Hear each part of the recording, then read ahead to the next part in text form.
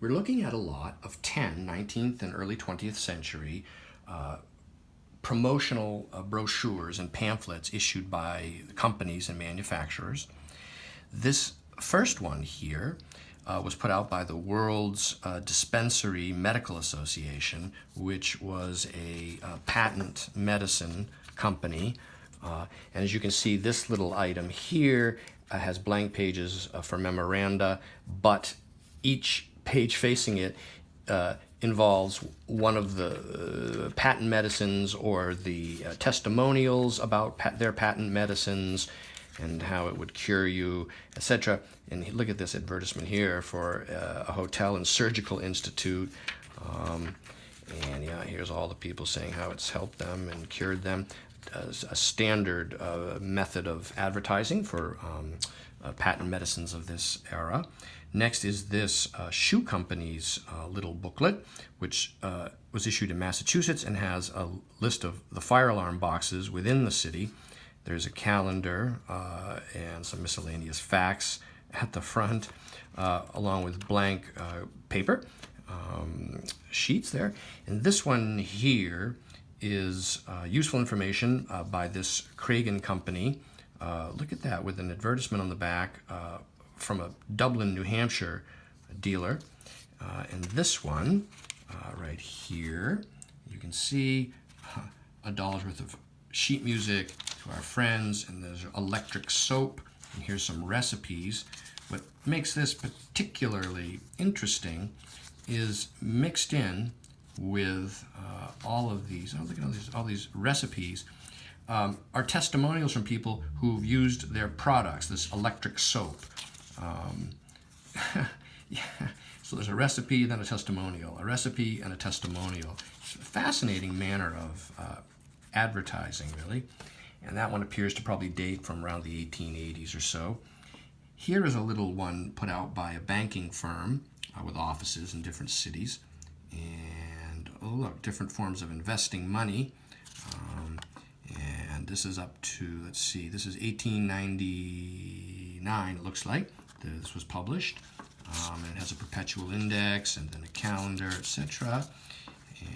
Okay, and so that's a banking firm. This one here is put out by a fertilizing agricultural company. And that's got a very nice, almost Art Nouveau looking type cover. And this is from Massachusetts. And this would be dated from, would appear probably early 20th century, maybe 1900 to 1910, perhaps roughly. Maybe we'll find a date if we flip through it. Sometimes buried within these things will be a date or two, but often they go out of their way to make sure there is no date. Oh, look at that. That's a great little image there. Ah, here we are, calendar for 1915. So it would appear to date from around that time. And then this one here, this is another, this is a agricultural company in Syracuse, New York. And here are the keys to success in farming.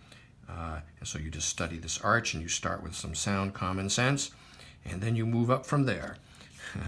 So this one is advice here. And look, what are complete manures? There you go. There's potash, look at this, yes. Complete manure for horse and so on. Potato, what do we got here? Fish and potash fertilizer, an 1896 and 97 calendar there. This next one is an 1877 recipe book, and front cover is detached, and there appears to be no rear cover, but it looks to be complete otherwise. And what's interesting here again is that mixed in with the different recipes are antidotes and remedies, a patent medicine type, for things such as frozen feet and sore eyes. And let's see here, how to purify water. That's interesting. Elderberry wine, eggnog, whooping cough. Yep, the midnight horror, croup. Look at that. Okay, so there's that one. And that brings us to this New London, Connecticut manufacturer, also agricultural. And for fertilizer, then here's the quantity of seeds sown per acre. Oh, look at this, number of seed required. Oh, that's interesting. Okay, these are, oh look, oh yes, nice looking little calendar there where the headings are different on each one. It's attractive, with all sorts of testimonials and throughout.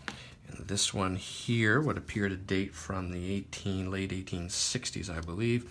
Again, another agricultural fertilizing company with a bird's eye view of their manufacturing plant on the rear cover. And here, this is, it looks to be probably around 1867, 68 would appear to be, so right after the Civil War. And again, we have all of these testimonials throughout, and all the testimonials are dated late in 1868.